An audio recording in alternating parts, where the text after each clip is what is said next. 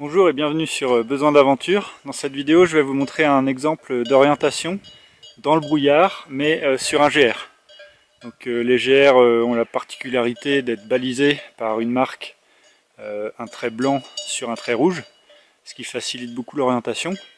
Mais dans le brouillard et dans les pâturages, là, dans les alpages, où il y a plein de petits sentiers qui partent à droite à gauche, ça peut être vite fait de se tromper.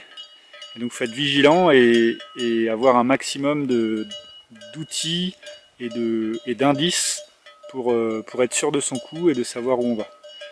Alors je vous montre ça directement en pratique. Donc voilà la marque du GR, un trait blanc sur un trait rouge. Et donc particulièrement dans les alpages, elles sont assez rapprochées, justement à cause du brouillard. Donc là si j'en vois une ici, je dois avoir quasiment la prochaine. Alors en tout cas pour l'instant, j'ai mon chemin qui est relativement bien indiqué, donc je vais le suivre. Je sais aussi sur ma carte que je dois suivre une direction est légèrement nord-est. Pour ça j'ai ma boussole. Alors là j'ai une montre boussole, mais j'ai aussi une boussole classique. Et donc là j'ai vérifié, je suis bien à peu près au 80. Donc ça correspond en direction. Donc là je continue à avancer, c'est une direction tout à fait logique. Je vois pas encore la prochaine marque, mais le chemin est bien tracé. Donc on va continuer, et voilà la deuxième marque, je suis sûr de mon coup, elle est là. Donc je continue.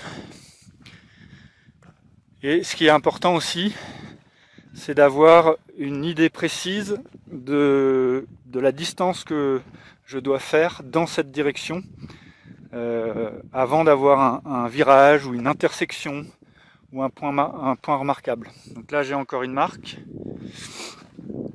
Donc là je sais que je dois faire du est-nord-est sur à peu près 250 mètres. Et après il y a un petit virage qui part plutôt à l'est-sud-est sur à nouveau 250 mètres. Et j'arrive à une intersection. Donc là c'est vraiment l'intersection qui va être mon objectif là pour être sûr de mon coup. Bon, là encore une fois on a les marques hein, vraiment régulièrement. Mais par exemple ici j'ai un chemin en face de moi qui descend un petit peu. Et j'ai une marque avec d'ailleurs un cairn ici. Et une marque ici qui est plutôt localisée sur ce petit chemin que je vois là. Donc plus la marque est près du chemin, plus il faut choisir le chemin équivalent, quoi. Donc je pense que les deux chemins mènent sûrement au même endroit, mais dans le doute, je vais plutôt suivre ce petit chemin qui est le plus près de la marque. Alors je vérifie en même temps sur le chemin en contrebas si je vois une marque. Et effectivement j'en vois une, donc je vais finalement reprendre celui du bas. Le petit chemin que je viens de prendre n'était pas forcément le bon, ça se trouve il monte dans la montagne. Et là vous la voyez pas encore peut-être, mais là ça y est. Et là j'ai ma marque ici. J'en ai même deux. Donc là je suis à peu près sûr que je suis sur le bon truc. Enfin, je suis même sûr. Et là j'ai l'impression que le chemin va commencer à s'orienter un petit peu plus est-sud-est. Là j'ai une marque à nouveau. Là devant moi j'ai des vaches. Alors on va vérifier la direction. Donc là je sais pas si vous voyez, mais alors j'ai mon appareil photo qui fait une petite interférence sur mon compas, mais si je le lève on voit mieux. Là effectivement je suis passé plutôt sud-est. J'ai tourné légèrement, ça s'est pas beaucoup vu parce que c'était un virage très arrondi, mais c'est logique. J'ai fait 250 mètres, ça me paraît logique. Alors je pourrais même compter mes pas pour être sûr de la distance. Mais là, ça va aller. Je vais contourner un petit peu les vaches. Là, j'ai à nouveau une marque ici. Donc je continue.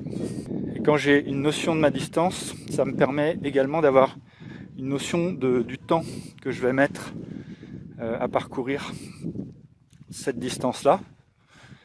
Là, c'est relativement plat, enfin ça descend, mais c'est relativement plat. Donc je peux parler en distance. Mais sinon, il faut parler en altitude, hein, en dénivelé. En sachant qu'un randonneur moyen, par exemple, monte de à peu près 350 mètres de dénivelé positif par heure et descend à peu près de 450 mètres de dénivelé négatif. Donc là, je viens de passer à côté d'une marque, hein, je pense que vous l'avez vu. Et donc voilà, il faut toujours avoir une notion de distance, du coup avoir une notion de temps et avoir une montre et savoir voilà, l'intersection que je dois atteindre, c'est telle distance, donc c'est à peu près tant de temps. Il y a un moment, si je la vois pas, il va falloir que je la trouve sérieusement, quoi.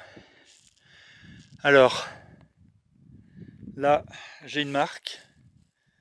Je pourrais croire qu'il y a une intersection, mais j'ai pas fait encore assez de distance. Donc je pense qu'il faut que je descende encore un petit peu.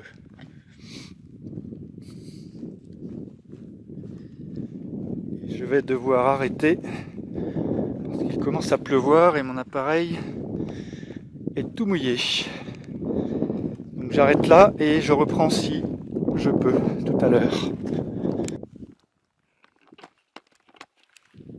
Alors juste pour finir rapidement, parce que c'est intéressant, je viens de regarder ma carte, j'ai vu que l'intersection était située en dessous d'une falaise, et là sur ma droite je vois la falaise.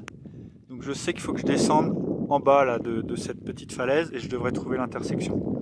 Et une fois que j'aurai l'intersection, j'aurai mon objectif, je vais trouver un deuxième objectif, qui sera d'ailleurs le lac d'Iléou avec le refuge, dans lequel je ne vais pas m'arrêter, mais je vais y passer.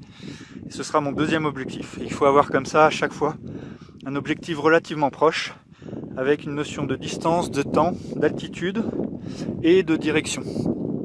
Plus évidemment ces balisages là qui sont d'une grande aide dans le brouillard. Allez, à bientôt sur Besoin d'aventure. J'espère que ce petit exemple vous aura plu et vous aura servi. Si vous avez aimé cette vidéo, n'hésitez pas à cliquer sur le petit pouce bleu en dessous. À bientôt pour de prochaines aventures.